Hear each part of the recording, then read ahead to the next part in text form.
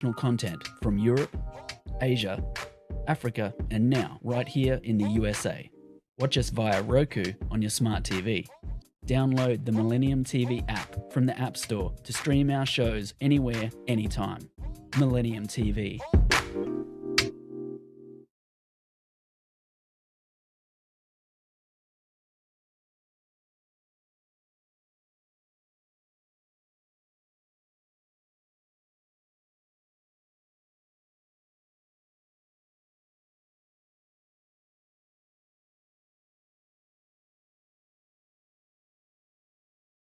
Good afternoon, everyone, and welcome to Millennium News 24 Power Talk. I'm with you today, your host, Eric Stevenson.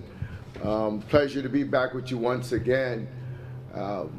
We have a distinguished guest here in our studio, live in our studio, from Senegal, West Africa, and here from America as well. He's frequent visit around the world as an international lecturer, consultant, researcher, writer, and he's the son of a very great and famous Sheikh in Islam by the name of Sheikh Ahmadou Bamba. Grandson, sorry, of the Sheikh Ahmadou Bamba. It's a Sheikh that, for those who may not know, we welcome the viewers today to get your pen, your paper, your notebooks, and take note and write down and go research what you're about to hear here today, of the greatness of this one man and his impact in the world. So welcome, Mustafa Mbaki. Assalamu alaikum. Yes. Thank you, sir, for having me in your studio and ready to talk about one of the greatest men that ever walked on the face of this earth.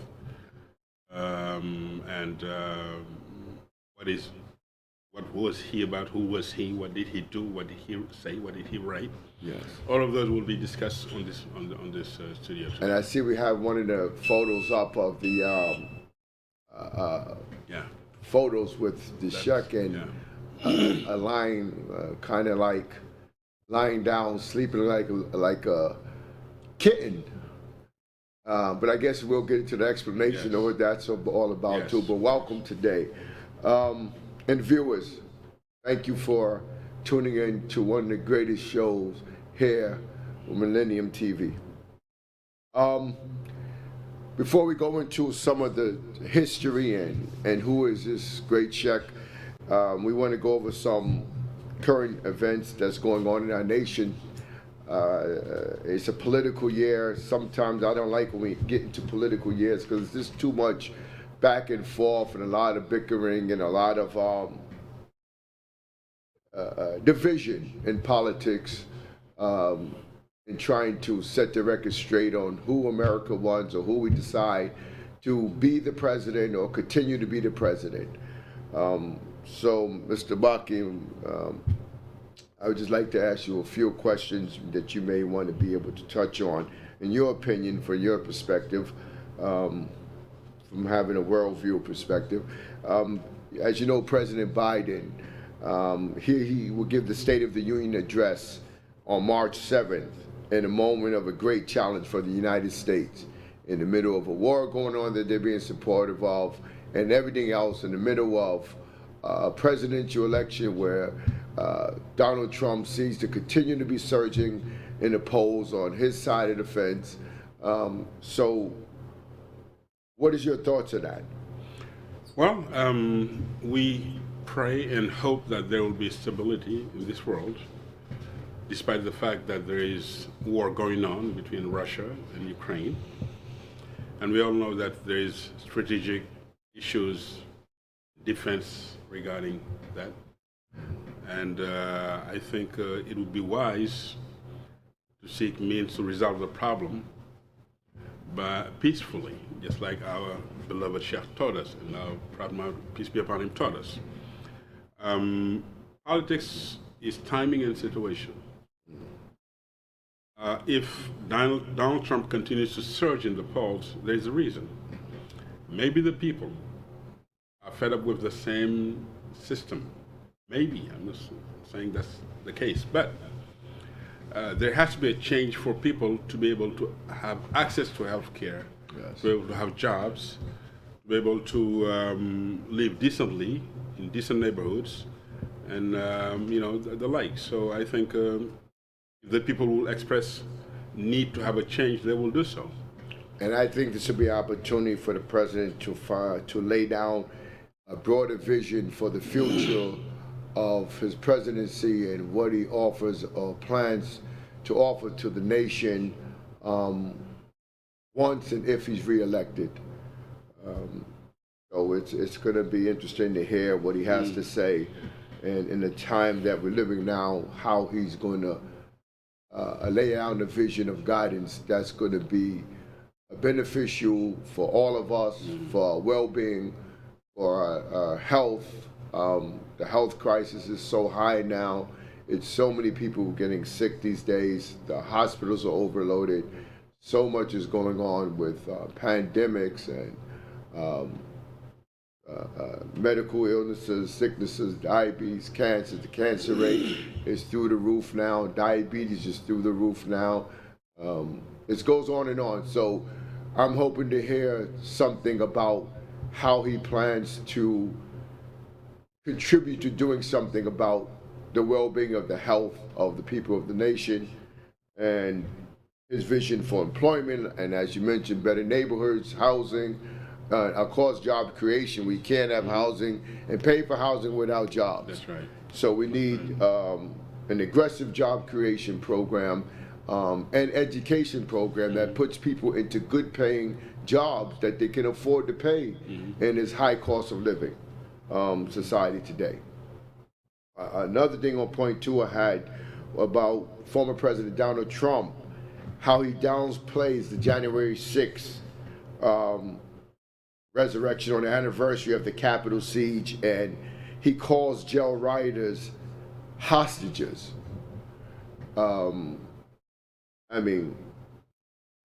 That's his words, that's coming from him, and you could just elaborate on that.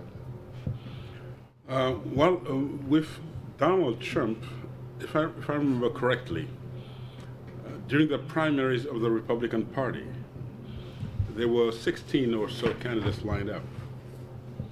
And one of the journalists, a prominent journalist, I can't remember his name, said to his colleague, "Isn't that Donald Trump?" He says, "Yes." He said, "What's he doing here?" So they, I think, sort of belittled him, didn't think he was going to count until they got surprised. Now there was a kind of rupture between the classical political system that was in America and Donald Trump coming into power.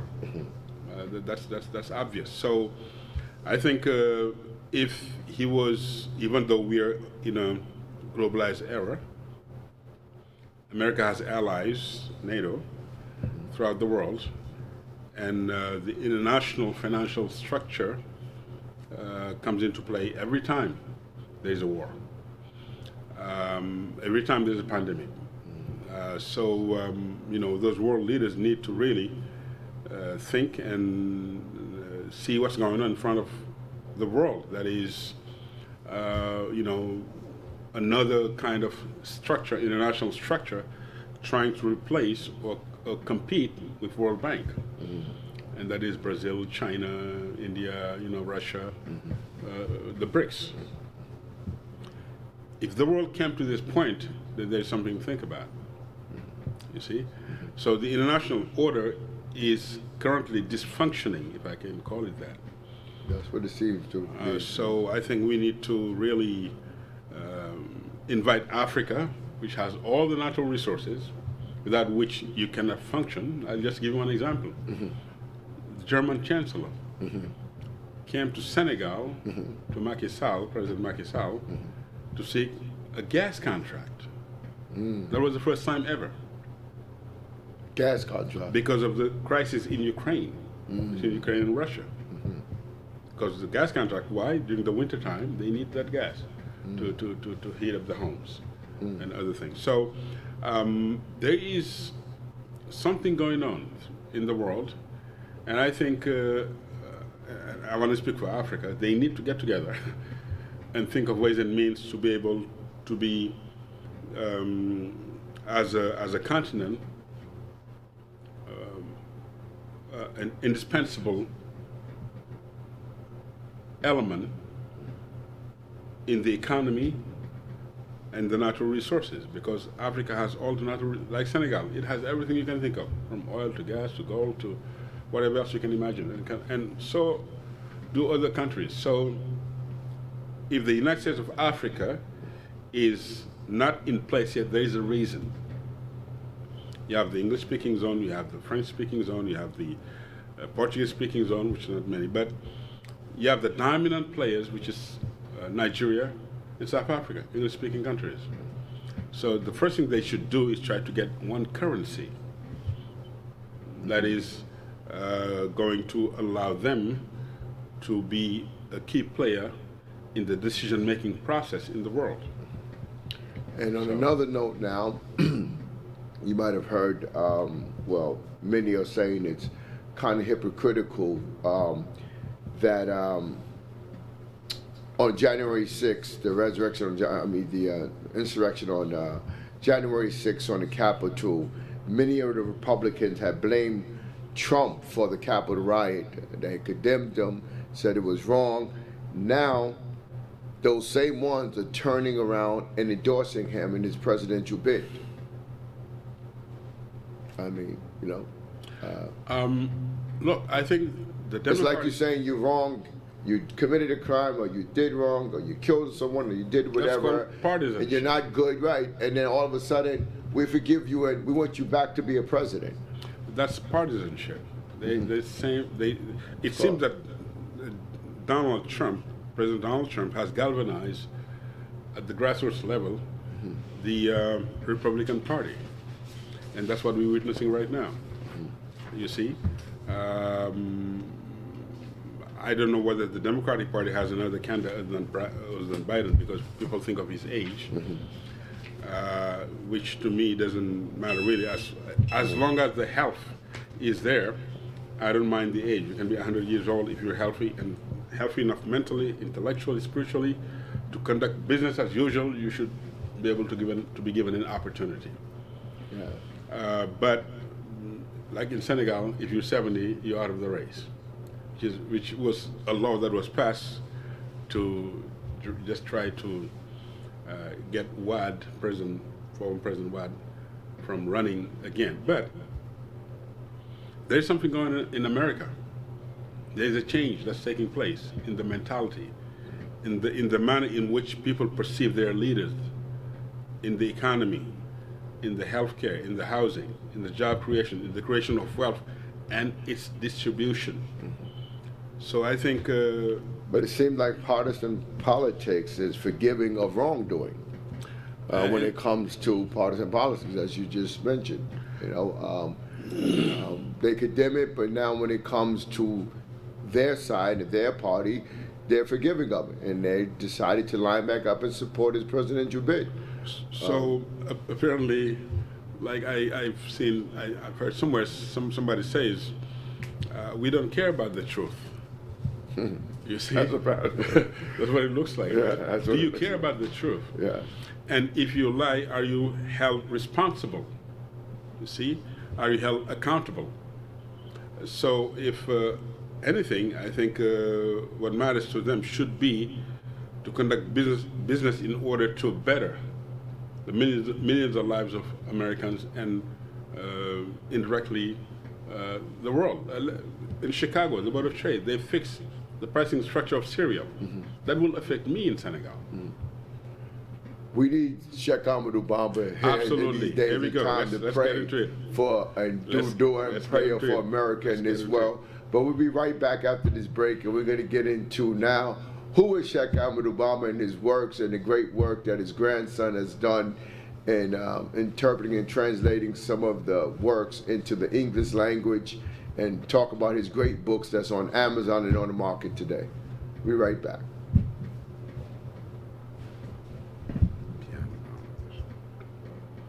And I think you should ask the question, what? Welcome to the world of Millennium News 24. We bring news, we analyze news, and we make a bridge between you and the eventful world.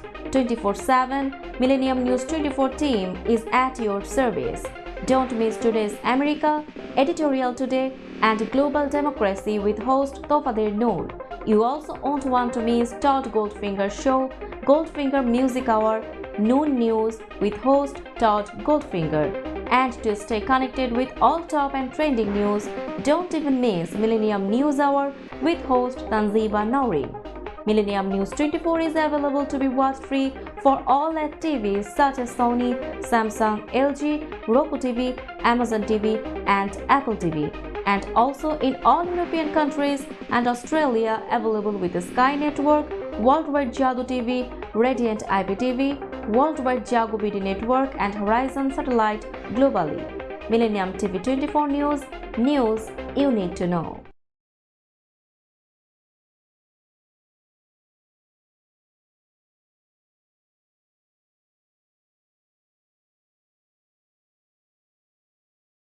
Millennium News 24 Power Talk TV. I'm your host, Eric Stevenson.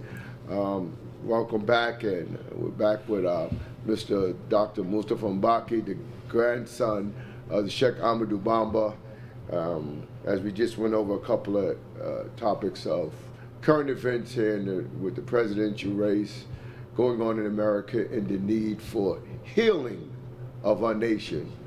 We're going to switch over into, I would say, would be healing for us had we had such a man here like Sheikh Ahmadou Bamba today. But the words are still there, the teachings are still there, and if we could be guided by such great words and wisdom, we could still have great change. When you say, Mustafa? Oh, absolutely. And his teachings are there. He wrote intensely. So why don't you tell the viewers, let's go to the basics for those, because they probably have never heard. Explain to the viewers, who exactly is Sheikh Ahmadou Bamba? Sheikh Ahmadou Bamba Mbaki is a native of Senegal. Was born there in a family circle and was raised by the family. And went on to study under his father's teachings and started writing theology and other topics in Islam at a very early age, like the Masalikul Jinan, Paths to Paradise. He started writing at the age of 18. Started writing books at 18. At 18, the Masalikul Jinan. Then another book called Muwahibul Qudusi. He started writing while teaching. What exactly is that book? That's on divine unicity, how Allah is one and cannot be three or four or five. So the oneness of God. The one is the latter one is teaching Tawheed, which is the oneness of Allah, and how He is the originator of all things and all beings throughout the creation. The other is a Masalikul Jinan, is a work on you can call Islamic philosophy, but Sufism. And of course, the masters who came before him, who taught wisdom to humankind, who benefited from it immensely. So he taught, he taught a lot, he wrote a lot until his father passed away. Then he initiated his mission called the Murid. Murid means somebody who was in search of Allah and who is walking toward reaching God. Who are you? Who am I? Where am I from? Where I am now? Where am I going? So he was in a very intrinsic and detailed manner teaching people wisdom and the highest sciences, the mystical sciences in the world. So much. How was he taught? Is this something he was taught through his father, or something he was inspired with? He was inspired to teach like never one taught before, because when teaching his students started jumping on the fires without being burnt, and doing things you would call miracles. But that's something that the French colonial power was intimidated by the kind of sight had a clash with him. They came into a clash where they say, no, you cannot teach. You have to stop. You're getting ready to wage a war against us because he has a lot of followings around him. And that's what brought about the clash. However, that clash was inspired by the fact that he was appointed Khadim Rasul, servant of the messenger, by Allah through the request of the messenger of God. So it was a divine appointment. Divine appointment. And he wrote it. He said, Rama Rasulullah min ilahi kawni khadimahu wa abdullahi. Rasulullah, the messenger of God, has sought from Allah that I be his servant. Wow. What is a servanthood? What was it about? What did he do to accomplish that mission, which caused him to have a direct conflict with the French colonial power, who regarded him as an enemy? Was this at a time when the French was trying to colonialize Senegal? This was a time when French colonized Senegal. Had already colonized, yes. And all of a sudden, he surged. And they were saying, that's another one that we cannot, now we have already dominated this country and the region. So Africa. He became like a conflict to their power. To their power. So they started summoning him to go to court to St. Louis, Senegal, which he refused to do until he had the order, direct order from the Prophet Muhammad to go respond to the governor of St. Louis, Senegal. And that's where he entered the courtroom, made his prayer, and that was to them insulting. So the entire court procedure took about 1 hour and 45 minutes. And he was sentenced to exile. And that's where that picture of the lion with him came about, because he was taken to the lion's den. Oh yeah, do we have it up, the picture of the lion? This was in St. Louis, Senegal.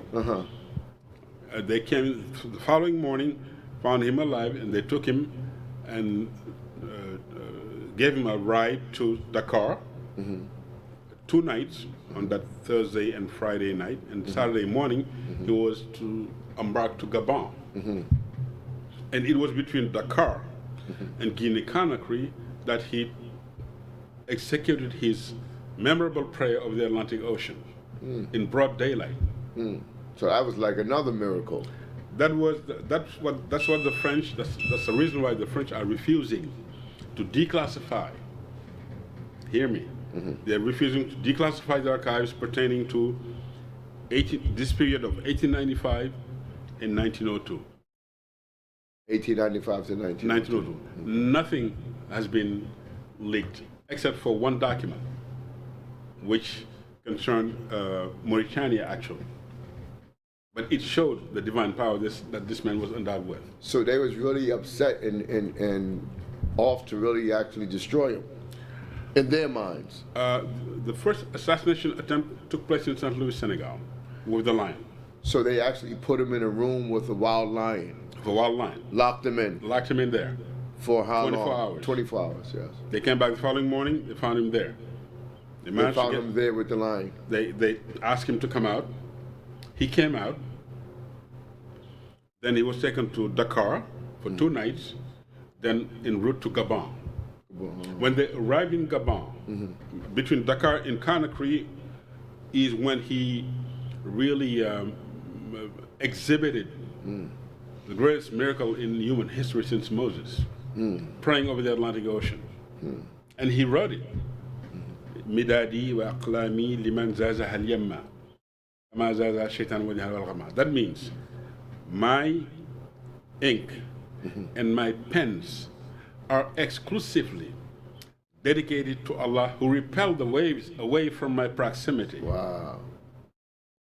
Just like he has protected me from Satan, the whispering of Satan, and from anxiety. Wow. So it is clear. I made an analysis of that verse in the book, and when you get on Amazon, try to get the green books only, the volume 1 and volume 3. Volume 1 and volume 3. Khadim Rasul. I see we have a picture up of the different books there on Amazon. Yes.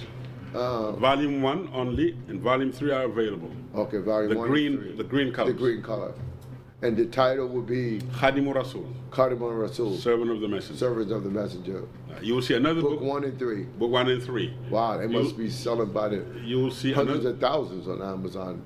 Such a topic. It gives you the story from A to Z, beginning with exhibiting the archival documents that the French had in corresponding with him, various chiefs of provinces, and so on and so forth. So after him praying on the water for not offending these oppressors, and they was taking him, he's saying, route to Gabon, what happened?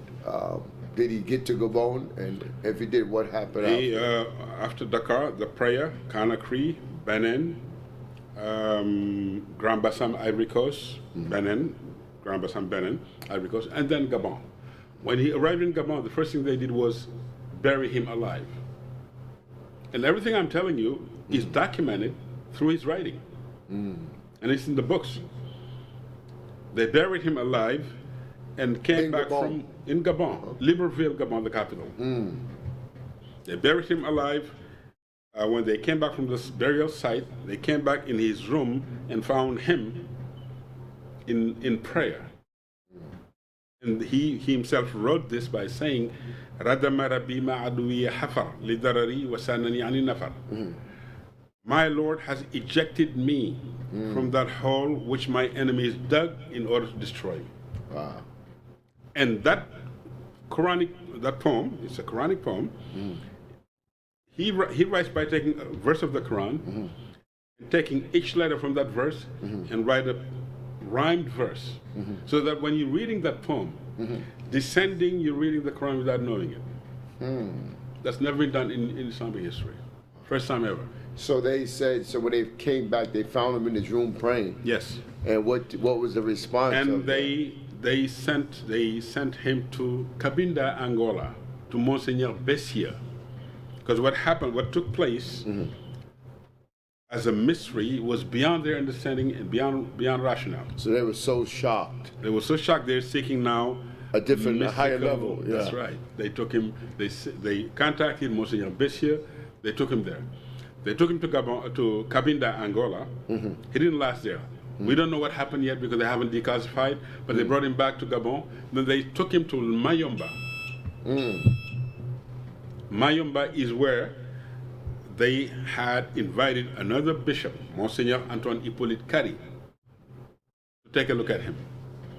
And that's where they also tried to burn him like they did Abraham alayhi salam. Wow. This burning took place in Mayomba. The burial took place in Libreville, the capital. Mayomba is an island close to Cabinda. But that's where they tried to burn him alive, which they did, and they fell, and the Sheikh wrote about it. He wrote about that. Allah has made the island of Mayomba cool, just like He has made the fire of the friend cool. Now, who's the friend and who's the fire? You go back to the Quran and you see Allah says, I took Abraham as a friend. That's whom they tried to burn, which the fire became cool. So he's making an reference to that. Wow. He writes in coding, in metaphor, so because like of a humility. friendship was passed on to him in the way of protection. You have added the other level I was going to dissect into.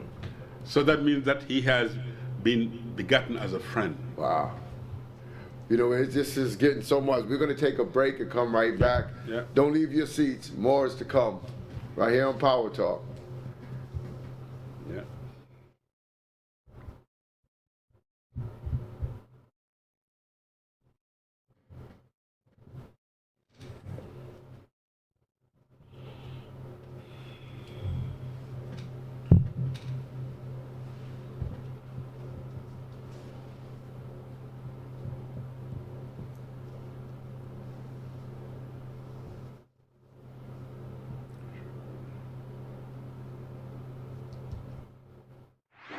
Welcome to the world of Millennium News 24.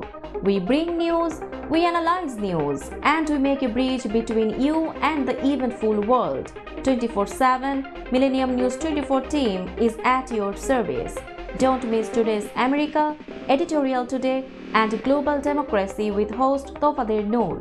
You also won't want to miss Todd Goldfinger's show, Goldfinger Music Hour, Noon News with host Todd Goldfinger. And to stay connected with all top and trending news, don't even miss Millennium News Hour with host Tanziba Nouri. Millennium News 24 is available to be watched free for all LED TVs such as Sony, Samsung, LG, Roku TV, Amazon TV, and Apple TV. And also in all European countries and Australia, available with the Sky Network, Worldwide Jadu TV, Radiant IPTV, Worldwide Jago BD Network, and Horizon Satellite globally. Millennium TV 24 News you need to know. Welcome back to Power Talk, right here, Millennium News 24. Eric Stevenson, your host. I'm here with Dr. Mustafa Mbaki, as you heard, and it's an interesting story. It probably would take months and months and maybe even years to go into so much of Dr. Mustafa. Getting back to Sheikh Ahmadou Bamba, when you said he was first Adam in his hole and his Lord has ejected him out, protected him from a burial alive, and he had befriended him and cooled the fire as he did with Prophet Abraham, peace be upon him, and it's cooled the body. So what did they decide to do after that? From Mayamba, they took him to another town called Libreville. I'm sorry, not Libreville, Lambaréné. Lambaréné is where they had the insect bite called mush zedze.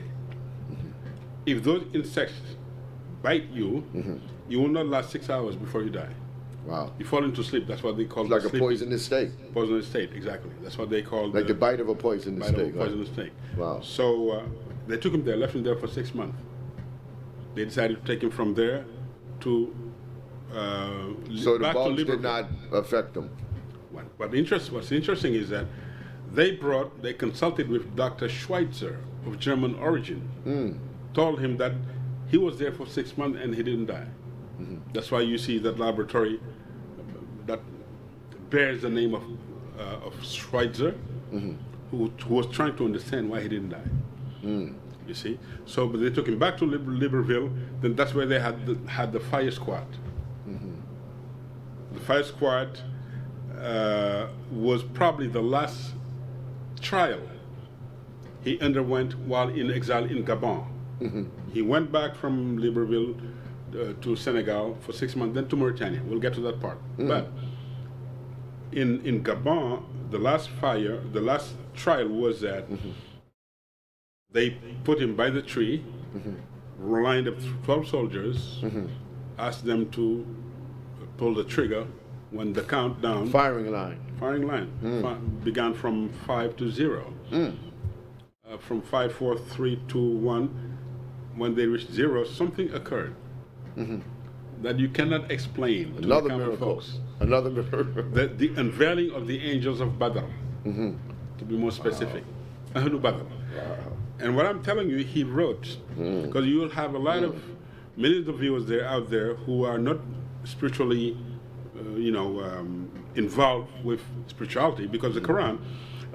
Let's look at it this way. Well, this is why I wanted the viewers to write these things down and research. Absolutely. Because there's some value in their own life to learn from this. You know? The Quran says, we have sent down iron in the chapter of Hadid, iron. We have sent down iron. All scientists, including our friend Noor, knows that iron is found beneath the earth. Who informed the Prophet Muhammad ﷺ that iron came from above? It would have been more appropriate to say we have dug iron up, if it came from the earth.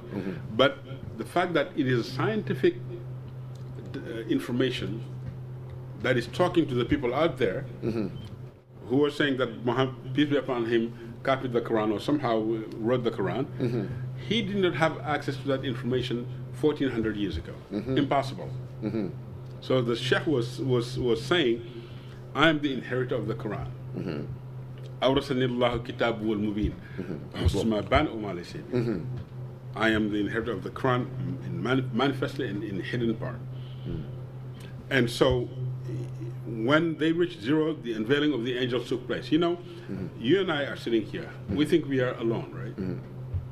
There is somebody called Raqib, somebody called Atib. They're writing. When you do a good deed, somebody writes right next to you. He's writing. When you do a bad deed, somebody else writes. That's why they call it the balance. The scales, the justice. Yeah, huh? that's right. Oh, okay. That's why. So Something spiritual now, huh? something very special. Yes, sir. So Be careful who's in the room with you now. Be doing good you're deeds. always in the company of two beings that you don't see at any given time. In addition to, of course, the jinn. That's another story altogether. Because we don't want to. But in the Quran, you'll find the chapter of the jinns. 72nd chapter. 72nd chapter. Yeah. And I don't want to get into the mathematical structure of the Quran as it laid out from Baqarah, the cow, to the end. Why does the Quran take chapters and name it the cow, the spider, the bee? Why is that? There's wisdom behind all of that. Spiritually profound behind Why is that? That's a good mention. Do you know that the cow, a cow charged the Khadim Rasul aboard the ship from Dakar before they reach Gabon? This is the only miracle he wrote explicitly.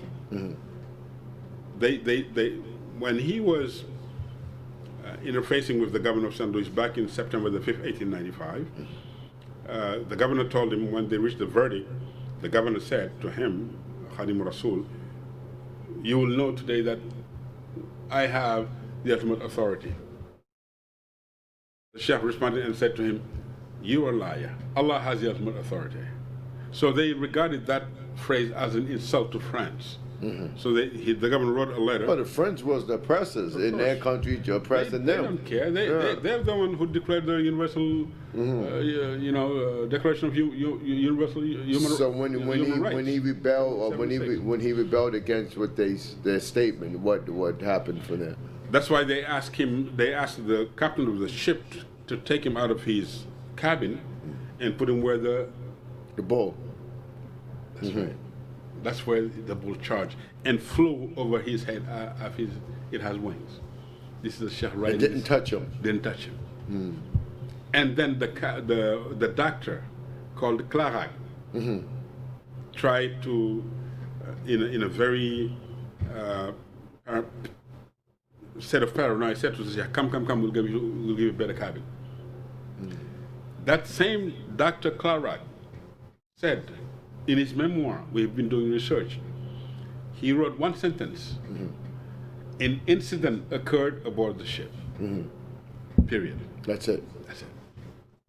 Well, I guess after seeing something like that, Of course. they don't know how to explain. They don't know how to explain it. Yeah. So the Shah was taken.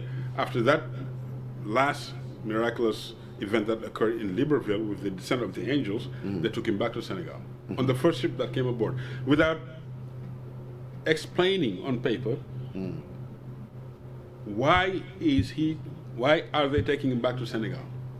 They took him out of Senegal explaining why, but the return they never explained why, because they were panicking. They even didn't get to write anything saying this is the administrative procedure based on which we're sending him back to Senegal. Well, there had to be a nervousness there. I mean, if you're seeing cows flying, all kinds of things, guys are in a state of shock. Anything you see on Hollywood, it's not imagination, brother. Yeah, I believe. They get it from somewhere. Absolutely. It's not creative imagination. There's nothing that a mind can imagine that doesn't already exist. So they brought him back to Senegal without explanation. Without explanation, and for 6 months, played with him to go to Mauritania and join Cheikh Sidi Ababa, a renowned Mauritanian scholar. So all along, when they took him out of Senegal, taking him to Gabon and Angola, all these different places, it was all to try what he said he stood for, or to try to see if what he said back to him was true? Meaning Allah? Because they had to try him. I mean, if they say, well, you're going to offend us here if you pray on the ship, so he went and prayed on top of the water. That's right. So they believed that he had something with him that they wanted to see to what extent that this is true or false. Remember, let's revisit the Quran back. Prophet Muhammad journeyed from Medina, Jerusalem to Allah, right? And said he did it in one night. The rationale cannot explain and comprehend that. Yeah, it can't. This travel beyond matter. Yes. Yeah. So, a kafir's nature is a kafir. Iblis is a rejecter of faith. Yes. Truth, yeah. And is not in search of the truth. Yes. If you're in search of the truth, you come to certain things, you have to stop and say, wait a minute. Right now, we're spinning on this earth, right? 18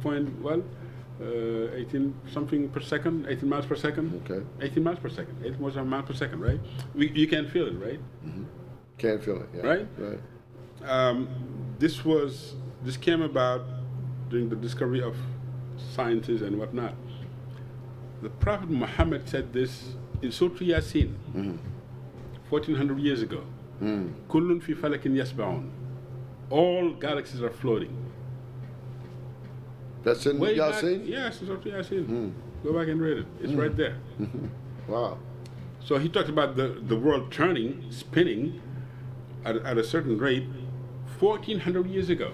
Who informed him about this? And now that we're getting this information, we're saying, oh, science is great, but everything is in the Quran. Wow. Everything is in the Quran. So when they took him back to Senegal now, the Sheikh, back to Senegal, they sent him to, you say, Mauritania?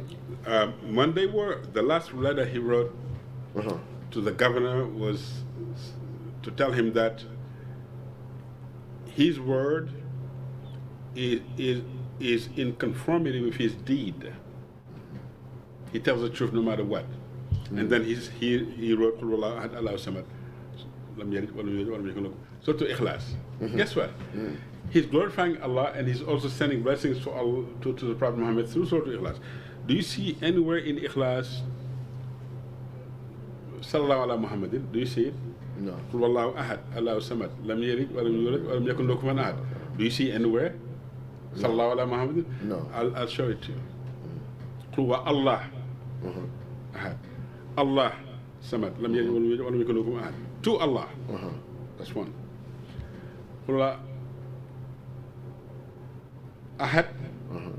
Allahu samad, lam yalid wa lam yulad wa lam yakun lahu kufuwan ahad. To ahad.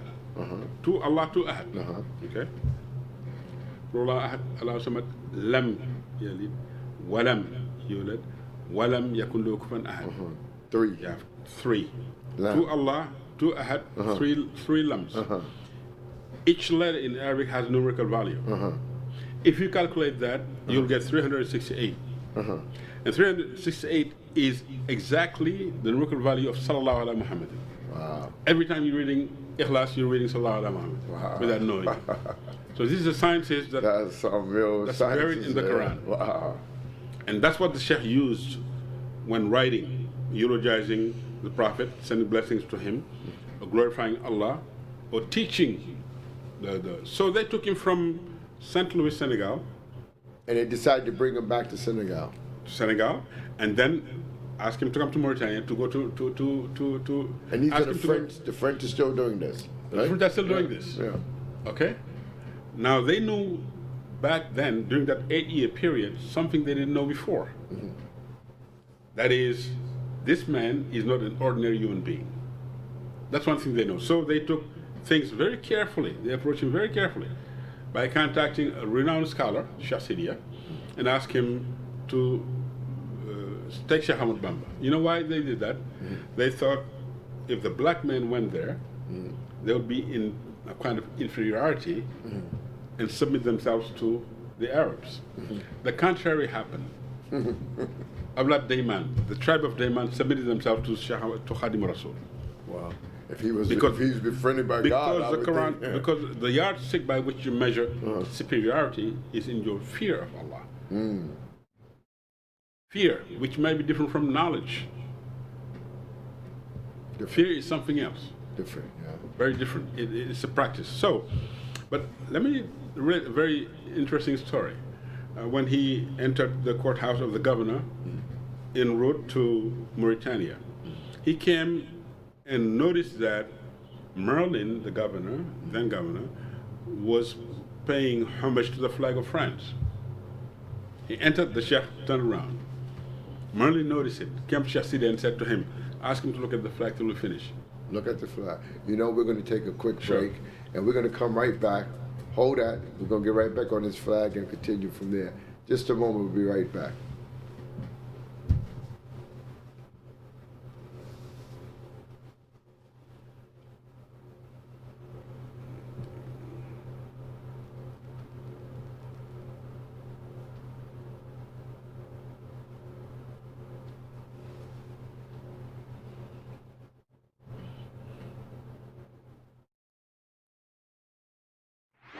Welcome to the world of Millennium News 24. We bring news, we analyze news, and we make a bridge between you and the eventful world. 24/7, Millennium News 24 team is at your service. Don't miss today's America, Editorial Today, and Global Democracy with host Tofader Noor. You also won't want to miss Todd Goldfinger's show, Goldfinger Music Hour, Noon News with host Todd Goldfinger. And to stay connected with all top and trending news, don't even miss Millennium News Hour with host Tanziba Nouri. Millennium News 24 is available to be watched free for all LED TVs such as Sony, Samsung, LG, Roku TV, Amazon TV, and Apple TV.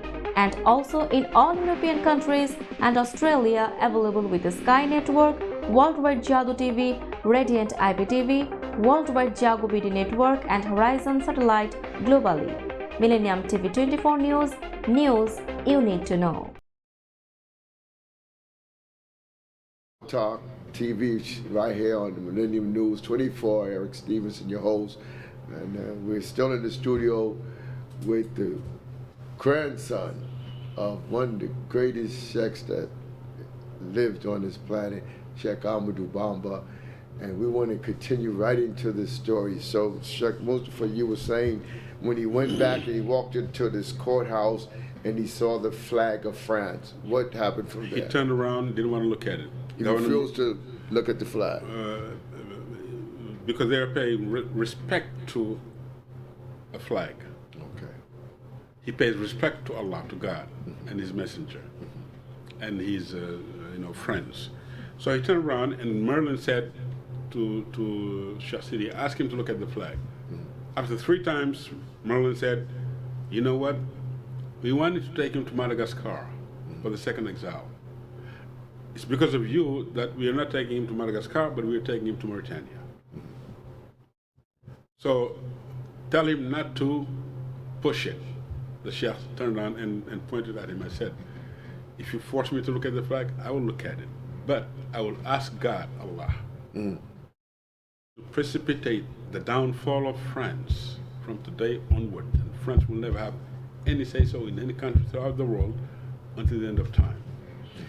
If you let me not look at it, I'll leave that decision with Allah. Ask him to choose between those two, which one he wants me to do. And Merlin said, no, ask him not to look at it. Wow. I guess. Ask him not to look at it. Please don't look at it. He would lose power. So they proceeded to Mauritania. And that's when... Without him looking at the flag. Oh, no, he didn't want him to look at the flag. Yeah. So they proceeded to Mauritania with Sheikh Sidi. They were in companionship for a short time, less than 3 months. Then the Sheikh was welcomed by the tribe of Daymani, who were all descendants of the Prophet Muhammad alayhi salam. And he wrote also, every time, he wrote a lot. He wrote about everything, the story, the encounters, everything he wrote about. But what's interesting is that there was a conflict, a tribal war in Mauritania at one point. And the Mauritanian scholars, all of them, formed a delegation and said, we're going to go to Khadim Rasul, who can ask Allah to bring back peace in this land. Which they did. You know, they eulogized. That's one of their culture, to eulogize. After they did that, the Sheikh got up, literally went into his tent. 2 minutes later, came back with wet paper. of a book. Of a book that's going to be published. It's in one of your books? It's one of my books. It's in the chapter of the Romans, when there was a turmoil between the Romans and the Byzantines, remember this story? And the Quran says, and it is a duty upon us to aid the believers. So they started, signing peace accord. It started raining because it was drought, complete drought, and so on and so forth. So that book, if you see the methodology that the chef took in writing that book, you can clearly say, this is not a human mind that can do this. It's impossible. And inshallah, it's going to be on Amazon before the summer, inshallah. That's something to really look for. And he took that Quranic verse and two other Quranic verses. That one is in Surah Al-Rum. He wrote a poem out of, he wrote 3 different poems in that verse. 3 different poems. The second verse, فَاسْتَجَابَ لَهُمْ رَبُّهُمْ, means in Surah Al-Imran, it says, call unto their Lord. Then, فَلَا تَعْلَمُ نَفْسٌ, the Surah Sajda. So 3 different Quranic verses. At the end, you will see 5 different books in that one book. So the one thing I want to mention here was he able to bring peace to the tribal war? That's what I said. Yeah. They started signing peace accord, and it started raining because there was a drought. For 1 week, Mauritania rained. Wow. They formed a delegation, came back to him and said to him, ask your Lord to withhold the rain. This is like a tale. That's why it's been hidden from you and from the rest of the world. And the thing about it is, as much as it would sound like a fairy tale, the documents and the books and what is written is there. And I know and I understand that some of these things are even in the museum in France. Yes. So this is like an actual fact story that we would be made to believe or accept as a fairy tale. But like you mentioned about in Hollywood, when you see these things flying, animals flying, the concept came from somewhere. That's right.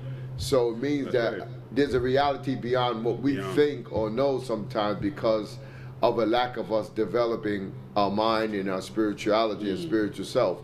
But that's a great work. So after he stopped, did he stop the rain? He stopped the rain. And then they proceeded to send him to, a lot of spiritual events occurred between him and this great sheikh, between him and another sheikh.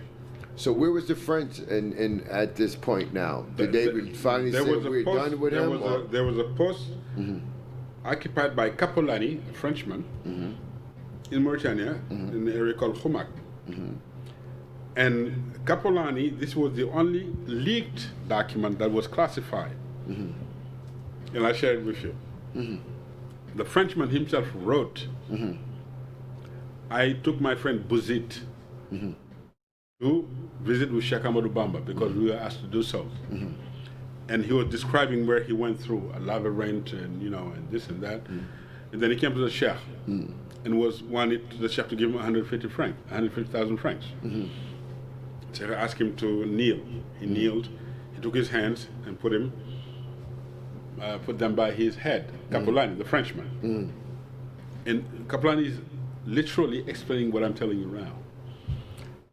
He breathed into us and then went back to the military camp. As soon as we opened the doors, bullets were firing from everywhere to me and Bouzid, my friend. And none of the bullets touched us. And we had to face the facts. It was his prayer who saved us from these bullets because there was some, he called them energumens. There were some people who were out of order who wanted to kill them. They went back to the Sheikh to thank him for saving their lives. This was the only French leaked document that we are in possession of. And it was written by Capolani. Out of the many, yeah. You go to the British Museum of London, yeah, you have his stuff there. Yeah, I heard the British Museum of London has, even inside of Paris, or France, Paris. I'd say, yeah. Inside of Hamburg, Germany. Hamburg, wow. So who is this man? So at this point of the French taking him into exile from Gabon, Angola, back to and say, you know what, we give up. He passed every test. They never give up. They never give up. But they said we returned him back to Senegal and went to Right. Mauritania.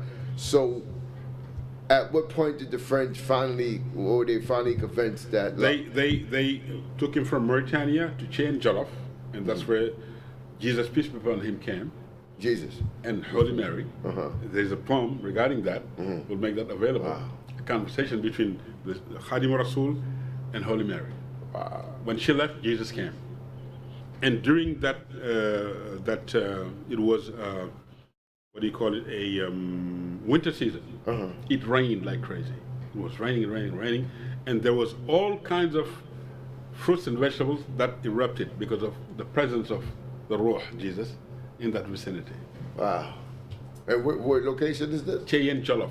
It's you come out of Mauritania, you're still in the desert, and that's in that area. That place still exists today, right? Yes. And actually Jesus was there too? Yes. Wow. And when Amadou Bamba was there? Yes. Wow. This is something to look into. Okay. You know, this is now, like a... He left from there, Chayin Jollof, to Jurbel. That's when they said to him, we were going to put you there for 15 years. Hoping that if he would die, they would have access to his body and take it to France and conduct scientific research, scientific tests. That was the reason for that long of a time you had him under surveillance residency. So they never gave up. They never gave, because it became beyond their... So they would love to have went into the body to see exactly what kind of human... What kind of human this was, yeah. This was. That's what... And the Sheikh knew it and understood. But they never got the body. They never got the body. Sheikh Mustafa, his oldest son, took him to Touba. And he's where he's buried today. Where he's buried today. And it people was could visit on the 19th of Muharram. He was born on the 19th of Muharram and departed on the 19th of Muharram. Muharram is a month of Allah. Wow. That's a sign of divine intervention. Absolutely. For it to be mathematically that. I could go on to just the to relationship. Say 19. You know, I could go on to explaining to you the relationship between the Sheikh and 19. He's coded 19. We're gonna have to get you back another day. I told you this could go on for months and months and months, and we're running out of time. That's a different story altogether. We're gonna have a day just for that. The relationship between the Sheikh, viewers, 19, and the Quran, and I will exhibit to you. I'll show you. Okay. Well, we're gonna have to get you back, because we're running out of time. We have like 2 minutes left. I know that will go into something, but we definitely, I'm sure the viewers, this is like a movie. It's a movie, you know, absolutely. And it should be a movie. It should be a movie. And I hope someone will consider working on that. But we're going to close out, and to the viewers, I hope you enjoyed what you heard today. It's a very interesting story and topic of the truth and life of a real person. A great man who the French thought was beyond a regular man, and his work showed that obviously he was befriended by Allah, God, and that there is power beyond our comprehension that we could actually tap into and learn and know within ourselves if we elevate ourselves to that. And then to know we have his grandson. They said the fruit don't fall far from the tree, so we thank you, Dr. Mustafa, for coming. And I'm going to look on Amazon and try to get that part 1 and 3 immediately. I hope Amazon has enough books left, because the green ones. The green ones. Yeah. Yeah, we'll look for the color of the green ones on Amazon. Get them immediately. This is the first series of books done in English, in the first time ever. So I think this is something we should look into, and those who's interested should hurry to get your copy before they run out. And Dr. Mustafa, if you want to say anything, and just close us out in a prayer in your native tongue of Sheikh Amadou Bamba. Yes, sir. This was a pleasure being here and sharing with the audience throughout the world a true story that occurred in 1895 up to 1927 when he ascended to Allah. Okay. So go there and get the books, and inshallah question us, because we're working on a movie. Because this is part of human history that we should do.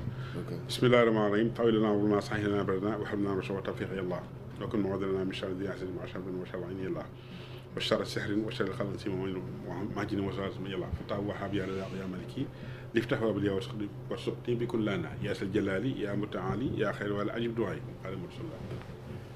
Viewers, blessings for us and you as well. Whatever languages come from is from the good of the Creator. So thank you for listening, and we'll tune in another time and continue with this. But get your book in the meanwhile, and thank you for tuning in to Power Talk right here on Millennium News TV, Millennium News 24 TV, and we look forward to more great works and talks. I like this better than the presidential stuff. This is more worldly. Thank you all. God bless. See you next God bless week. you. Thank you, sir.